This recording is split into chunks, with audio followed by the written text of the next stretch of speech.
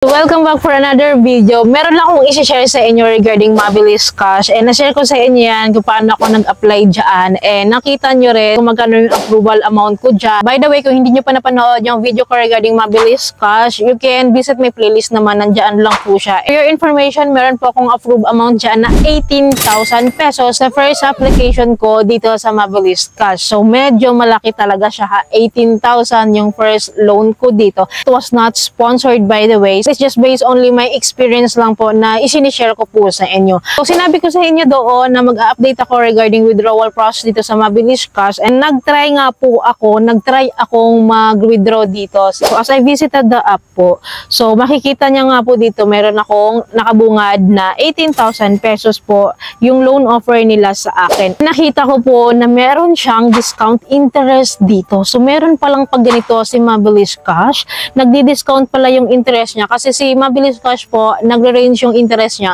from 9% monthly to 11%.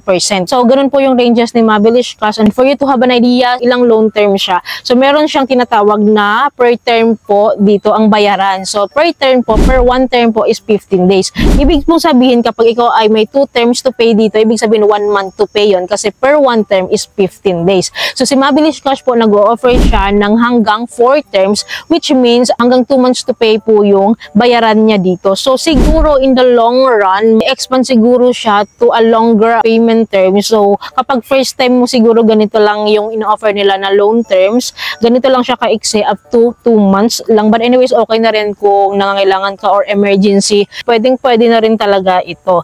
Tagal ko na rin kasi hindi na-visit tong app na to kasi hindi ko pa naman siya kailangan. And nag-decide ako na mag-withdraw nga po dito para ma-try ko nga siya and para makita nyo rin yung experiences ko dito. And stay tuned lang po dahil later po isi-share ko sa inyo kung bakit meron akong issue dito sa Mabilis Cash app.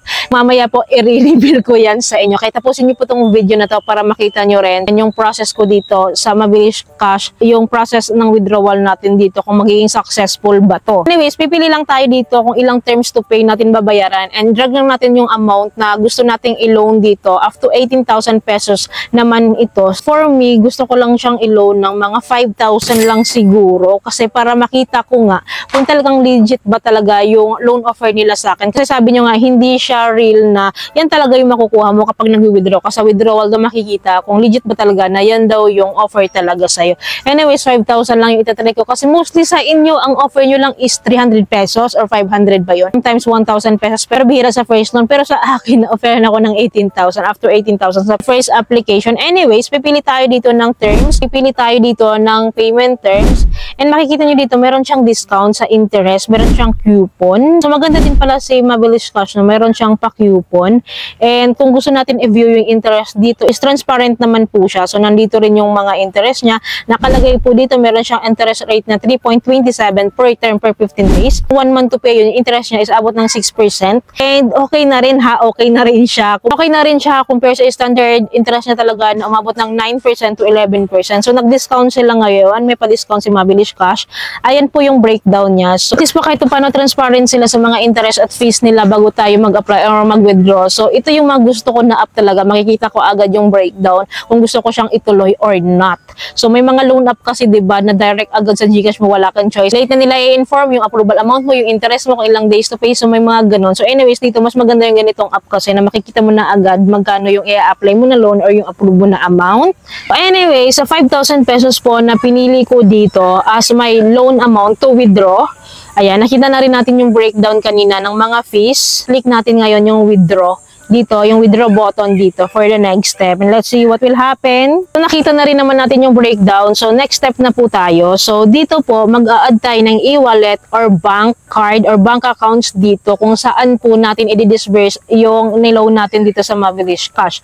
So, alam nyo naman na pinaka-ginagamit ko talaga is yung e-wallet, preferably si GCash po palagi. So, fill up lang natin tong name, tapos e-wallet na gusto natin. And of course, si GCash yung pipiliin ko. And fill up lang natin tong account account number ko sa GCash. Sa next step po, I think this is the last step to disburse or to withdraw our loan dito sa Mabilis Cash. May OTP or verification code na nire-require, ibig sabihin po yan po yung last process para pumasok na siya sa inyong GCash account. So ang problema ko po dito, ito po talaga yung issue ko ngayon kasi po itong phone number po na nakaregister sa Mabilis Cash app is hindi na po siya active. Inactive na po siya kasi po hindi ko siya naloloadan. Overload ko po siyang loadan kaya na-deactivate po kasi nga po marami kasi akong cellphone number na nakaregistered under my name and hindi ko po siya napansin na overlook ko itong mobile number na na-register ko dito. Ngayon po is inactive na siya. So ito po yung issue ko ngayon, ito po yung problem na encountered ko ngayon. Hindi po ako makareceive ng verification code. Anyways, bago ko i-share sa inyo to, nagpunta na rin naman ako ng Globe Center dahil pinatingin ko po itong SIM card ko kung pwede pa siyang ma-activate. So na-detect po nila doon na cancelled na nga, deactivated na daw po, hindi na daw po nila ito ma-retrieve and deactivated na siya for life.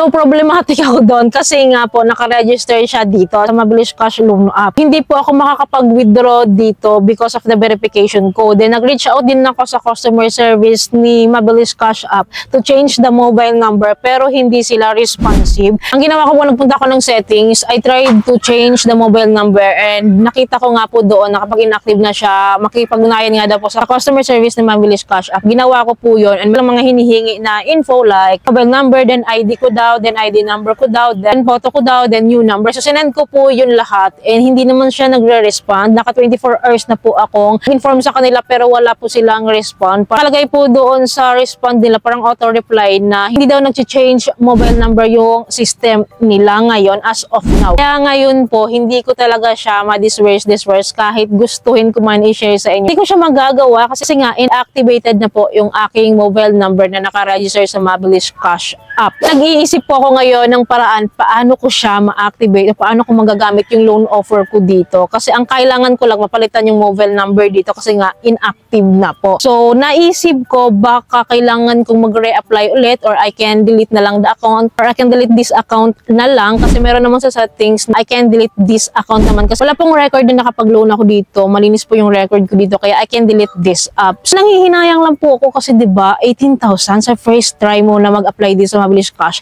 Up to 18,000 na pwede kong ma-loan dito. Hindi ko po alam sa next apply ko kung ganito pa rin yung offer nila sa akin. So, i-update ko kayo ha. Yun lamang po. I hope po may natutunan kayo sa video ito. I hope po nakatulong tong video sa inyo. Kung nagustuhan niyo yung video, please don't forget to like, share, and subscribe and click yung bell button para update lagi sa lahat ng videos ko like this. Thank you po for watching this video. Bye!